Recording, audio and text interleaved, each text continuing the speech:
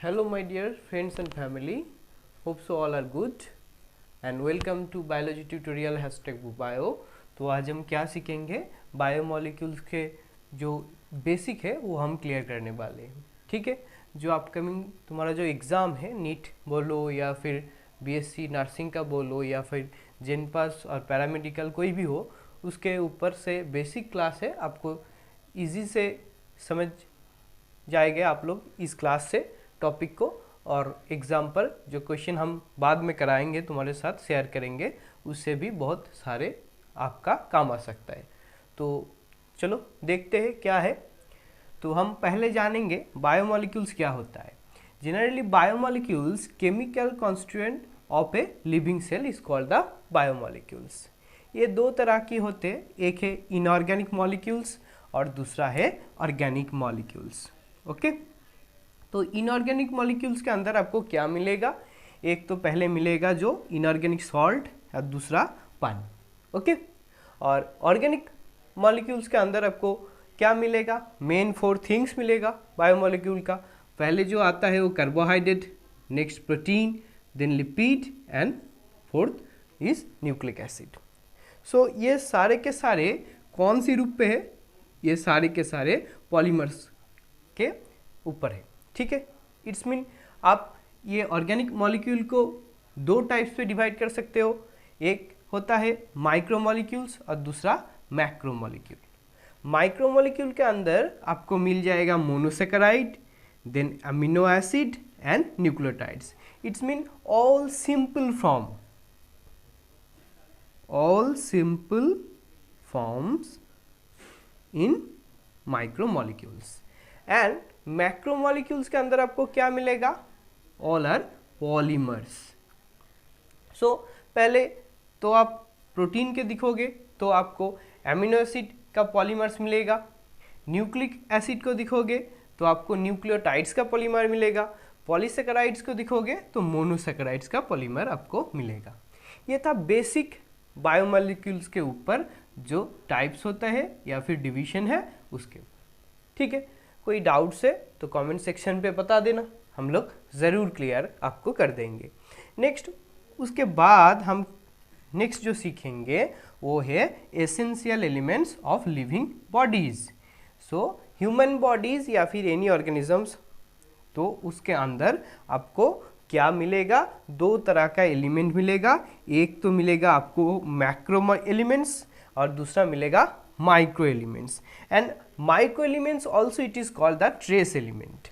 Okay, and macro elements percentage in ratio 95%, macro elements are only 5% in micro either trace element. उसके अंदर आपको क्या क्या दिख जाएगा, कौन सी एलिमेंट है जो मैक्रो एलिमेंट्स के अंदर आ जाएगा। ठीक है, ऑक्सीजन है, कार्बन है, हाइड्रोजन है, नाइट्रोजन है, फास्फोरस, सल्फर, सोडियम, इस तरह का और भी कुछ है। सो आप इजीली देख सकते हो। और माइक्रो के ऊपर आपको इम्पॉर्टेंट कौन सी देख कर जाना है, ये है फर्स्ट आता है chlorine, second Fe, then iodine, then copper, ये सारे। ठीक है ना। उसके बाद हम थोड़ा बहुत सिग्निफिकेंट पे आ जाते हैं, सिग्निफिकेंट ऑफ बायोमोलिक्यूल। तो सिग्निफिकेंट ऑफ बायोमोलिक्यूल जब हम सीखेंगे तो उसको इजीली याद करने के लिए हम क्या करेंगे, क्या ये जो फॉर्म्स होता है protein, nucleic acid, then polysaccharide, इसके ऊपर इजीली पार्ट पे हम डिस्कस करेंगे। आज का डिस्कशन टॉपिक है प्रोटीन। इट्स मीन इन आप लोग कह सकते हो एमिनो एसिड पॉलीमर्स। तो in your syllabus amino acid आपको कितना टाइप का मिलेगा, 21। इसके अंदर आपको 8 से 9 एसेंशियल एमिनो एसिड मिल जाएगा। ठीक है, तो ये एमिनो एसिड होता क्या है, ये जो एमिनो एसिड है ये प्रोटीन का एक यूनिट है। सिंपल तरीके से बताओ तो ये प्रोटीन का एक यूनिट है। ये कहाँ से आया, ये आया एक ग्रीक वर्ड से जिसका मीनिंग है Proteus. It's mean of the first rank, either it is called the building block. इसके स्ट्रक्चर को आप देखेंगे तो आपको इजीली याद आ जाएगा। ये आपका बायोकेमिस्ट्री का टॉपिक भी है, आप इसको केमिस्ट्री के अंदर भी आपको दिख सकते मिल जाएगा। तो कार्बन का 4 हैंड है, एक हैंड पर आपको मिलेगा NH2, it's mean amino group. Second hand पर आपको R दिखेगा, ये R होता क्या है? ये R है alkyl group, and then COOH, इसको कार्बोक्सिलिक ग्रुप कहते हैं, और H तो हाइड्रोजन, ये तो आपको पता है। सो ये 4 ग्रुप आपको इजीली जब आप प्रोटीन सीखेंगे या तो फिर अमीनो एसिड का स्ट्रक्चर दिखेंगे, आपको ये याद करके जाना है या फिर याद रखना है। तो इसके बाद जिस जगह से आप या जिस पार्ट से आप क्वेश्चन एग्जाम पे दिख सकते हो वो है एसेंशियल अमीनो एसिड। ये कौन सी काम पर आते हैं, क्या काम है इसका, ये किस तरह से काम करते हैं, ये वाला पार्ट हम दिखेंगे। पहले जो दिखेंगे ये है tryptophan. So what is tryptophan? इस tryptophan it is a neurotransmitter.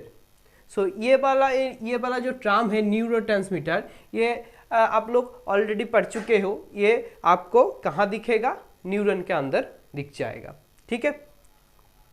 Then आपको दूसरा जो है वैलिन, ये क्या करता है? हेल्प टू फॉर्म ऑफ मासल, ये मासल फॉर्मेशन पे थोड़ा बहुत हेल्प करता है।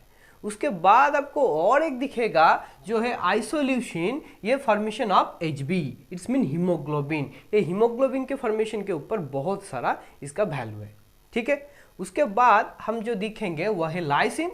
ये क्या करता है? ये करता है क्या ना, formation of enzyme and hormones. ये मेनली हार्मोन और एंजाइम को प्रोड्यूस करते हैं। ये 4 बहुत इंपॉर्टेंट एसेंशियल अमीनो एसिड है। इसके ऊपर कौन सी काम है हम ऑलरेडी देख चुके। ये इसके बाद और भी कुछ है, उसके काम या फंक्शन हम बाद में जानेंगे क्वेश्चन से डिस्कस करके, ठीक है। दूसरी बात है सिग्निफिकेंट। वो ये जो प्रोटीन हम सीख रहे हैं इसका प्रॉपर सिग्निफिकेंट क्या है? आपको 1 ग्राम प्रोटीन से 4.1 kcal आपको एनर्जी मिल सकता है। kcal means kilo calorie, okay. And then इसके अंदर और भी एक इम्पॉर्टेंट प्रोटीन है जिसको कहते हैं हम ग्लोब्यूलिन प्रोटीन। ये क्या करता है? वर्क एज ए एंटीबॉडी, ये एंटीबॉडी की तरह काम करते हैं, ओके, ठीक है ना। इसके बाद और भी एक काम है जिसको हम कह सकते हैं cellular communication. It's mean cell to cell जो कनेक्शन होता है उस एरिया पे ये प्रोटीन काम करते हैं, ठीक है। इसका कोई डेफिशिएंसी वाला पार्ट भी है, वो क्या है? डेफिशिएंसी ऑफ प्रोटीन आपको इजीली याद रखना है। इसको हम कह सकते हैं PCM आइदर PEM। तो ये क्या होता है? CM क्या टॉपिक भी क्या है, EM का टॉपिक भी क्या है, ये पहले तुम ऑलरेडी पढ़ चुके हो। ये डाइजेशन एब्जॉर्प्शन का पार्ट भी है, टॉपिक भी है क्लास 11 का, ठीक है। तो PCM ये इसको क्या कहते हैं हम, इसका फुल फॉर्म या फिर एक्सपैंड फॉर्म क्या है? PCM को हम क्या कहते हैं? PCM को हम कहते हैं प्रोटीन कैलोरी मेल न्यूट्रिशन। सी रहे तो आप इजीली याद कर सकते हो, C फॉर कैलोरी और E for energy. So protein calorie या तो फिर एनर्जी मेल न्यूट्रिशन। इसके ऊपर आपको 2 डिजीज दिख जाएगा, ये तो है मैरास्मस और दूसरे वाला है क्वासियारकार। तो मैरास्मस मेनली आपको जो ऑल ओवर मिनरल्स का डेफिशिएंसी जब होगा, कार्बोहाइड्रेट, प्रोटीन्स एंड फैट, इस तरह का कोई डेफिशिएंसी है तो वो मैरास्मस के अंदर जाएगा, ठीक है। ये मैरास्मस और क्वासियारकार वाला जो डिजीज पार्ट है ये सिर्फ और सिर्फ चाइल्ड के ऊपर ही देख सकते हो आप लोग, ठीक है।